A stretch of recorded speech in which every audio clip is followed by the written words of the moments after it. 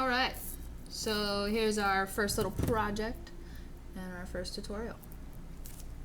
Hope you're excited.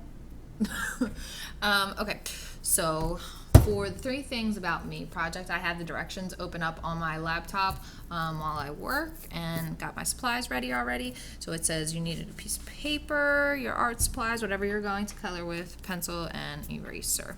And our first step is to put our name on the back. After you've done that, you're going to start planning out and brainstorming some things that you could include.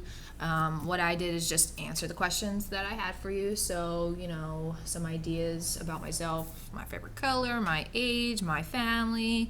I love animals, so I put an elephant because I don't have any pets, but I just love animals in general. Sports or MMA. I love art, photography, painting. I love nature, and my favorite cartoon or show is The Last Airbender. Obviously, the summer has just been all about airbending. I love fruit. Fruit is my favorite food. And then ways to describe myself, I put down this loyal, brave, and true because Mulan just spoke to me. If you haven't watched Mulan, I highly encourage it, especially to my strong female students. She's a great character. Moving on. Okay, so after I wrote all these ideas down, I'm like, okay, how am I going to make this into a piece of artwork? Well, really, I'm just going to pick out the things that I want to represent in this piece to represent myself. So we're going to use these colors. Purple is made with blue and pink, and I love pink and blue together, so we're going to use that. Maybe put some purple in there for a highlight. I'm 27 years old, so I'm going to not just put 27 into it, but I'm going to use 27 of something, maybe 27 trees or 27 leaves around the whole piece to just symbolize my age instead of just putting 2 and a 7 on there. I'm really going to make it a lot about nature probably, because I want this elephant to kind of represent me, and I'm probably going to put fruit on the elephant's head just to make it look like it's carrying the fruit, because fruit is kind of a symbol of abundance also, and that's I feel like I've been given a lot in my life and I'm ready to give now, so I'm going to kind of represent that idea. So again, I'm going to take the purple, pink and blue, my age, nature,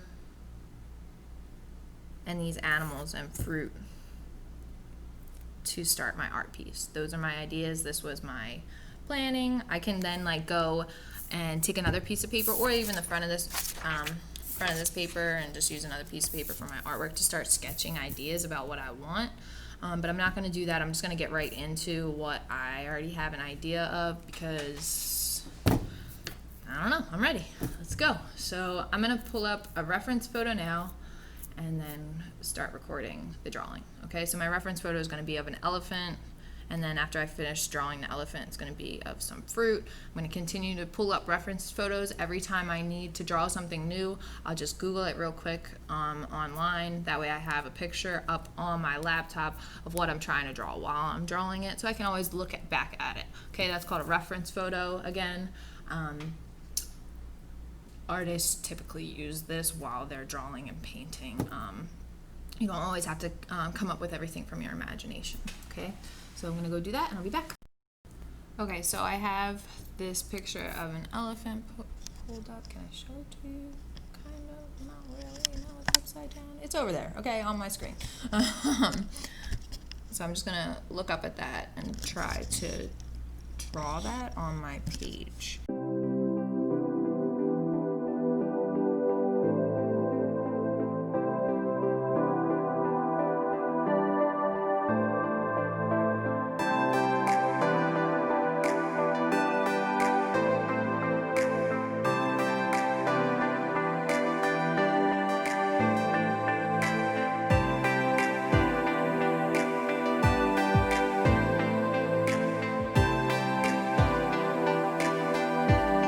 Okay, so I got my colors. all to the side and sharpen for what I want to start with, because I said I wanted to start with like these blues and pinks and purples.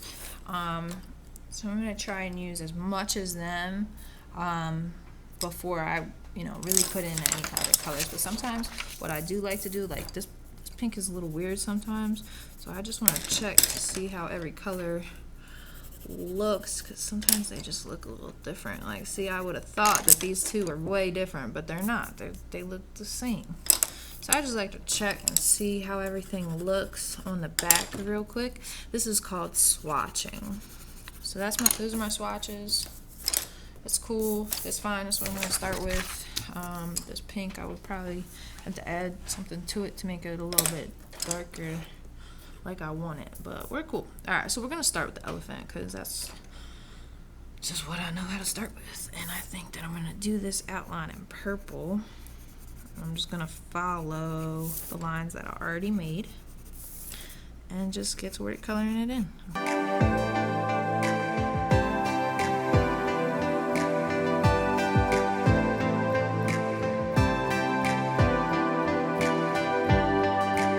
Okay, so somehow I lost the process of coloring this in on videotape, but this is a result of all the coloring in. I just shaded the lines into a blue. Where it was shadows, I put purple, just a darker color.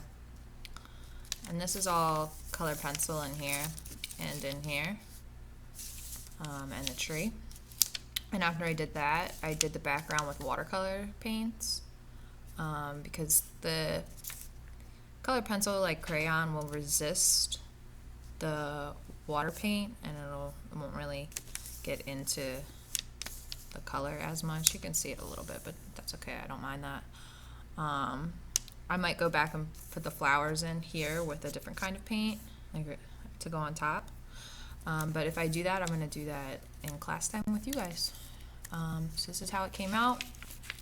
Color pencils, watercolors. You guys are free to use whatever materials you would like to use. And this is just my representation of myself with this project. Yours are probably going to look completely different.